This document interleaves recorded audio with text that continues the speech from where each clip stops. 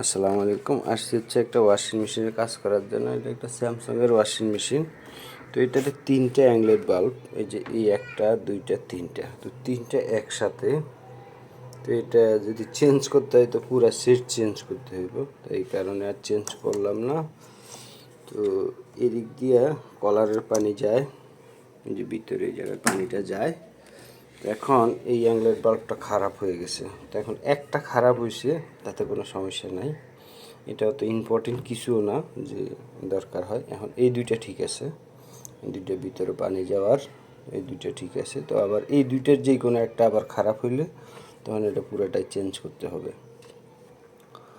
তো এই হচ্ছে কাজটা করে দিলাম। এই যে এই সাইড দিয়ে আমি টোটালি এটা ব্লক করে দিছি যাতে পানি না যাইতে পারে। কয়েলের কানেকশন লাগাই রাখি, যেহেতু কাজও করে না তাও লাগাই রাখলাম। তো এটা একটা ইনভার্টার, স্যামসাংয়ের ওয়াশিং মেশিন।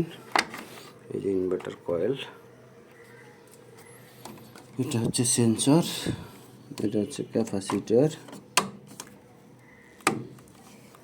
আর যে এখানে ডোর সুইচ।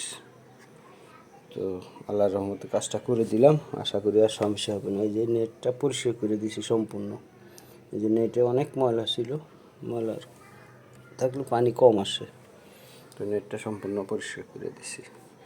আপনার যদি প্রয়োজন হয় ইনশাল্লাহ যোগাযোগ করতে পারেন এসি, ফ্রিজ, মাইক্রোওভেন, ওয়াশিং মেশিনের যে কোনো কাজের জন্য।